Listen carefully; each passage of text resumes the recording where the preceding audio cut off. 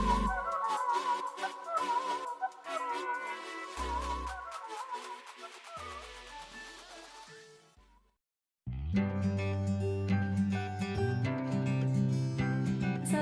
warahmatullahi wabarakatuh.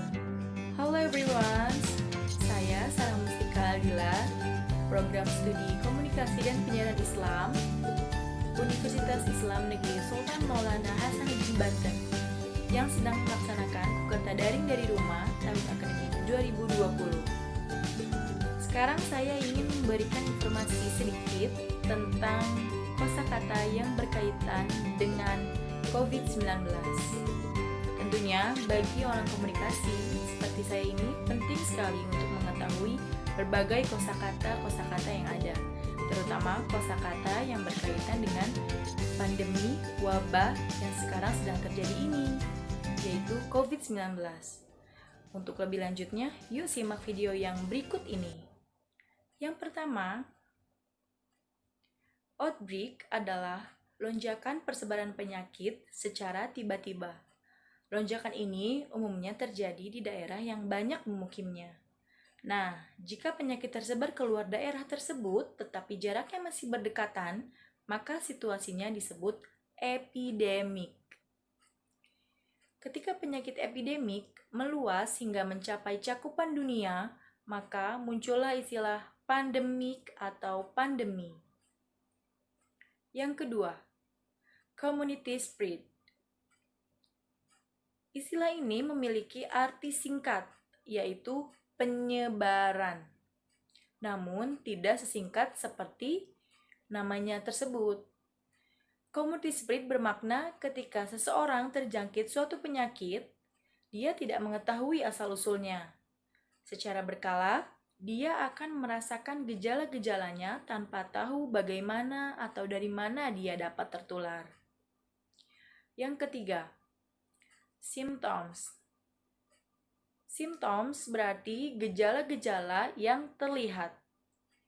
Sedangkan showing symptoms digunakan untuk mendeskripsikan orang yang tengah mengalami gejala suatu penyakit.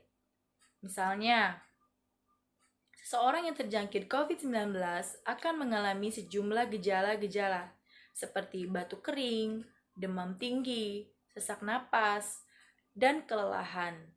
Namun, ada juga orang-orang yang tidak mengalami gejala-gejala tersebut, yang disebut sebagai asymptomatic, atau yang biasa kita dengar OTG, orang tanpa gejala. Lalu yang keempat, social distancing.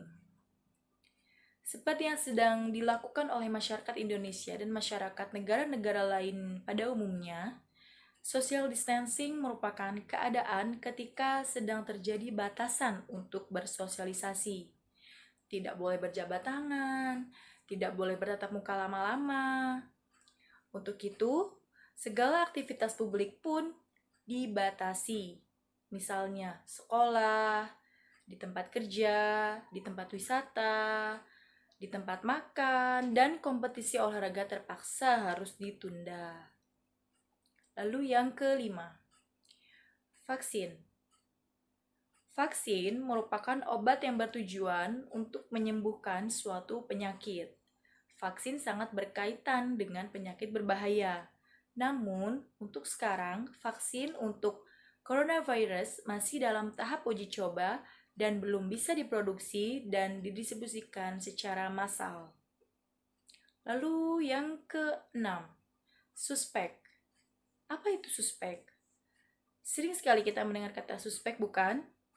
Suspek merupakan orang yang dikhawatirkan terinfeksi coronavirus. Hal pertama yang akan diperiksa adalah riwayat bepergian.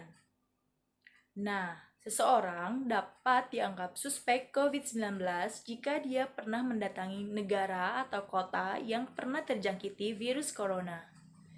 Selain itu, jika gejala penyakit yang dialami mirip dengan gejala COVID-19, maka seseorang dapat dianggap sebagai suspek. Lalu yang ke-7, lockdown. Italia merupakan salah satu negara yang sedang lockdown. Begitupun dengan Indonesia. Lockdown sendiri yaitu penutupan akses suatu negara atau tempat, tak terkecuali fasilitas umum. Hal ini diharapkan mampu mencegah coronavirus menyebar semakin luas. Dan yang ke-8, contact tracing.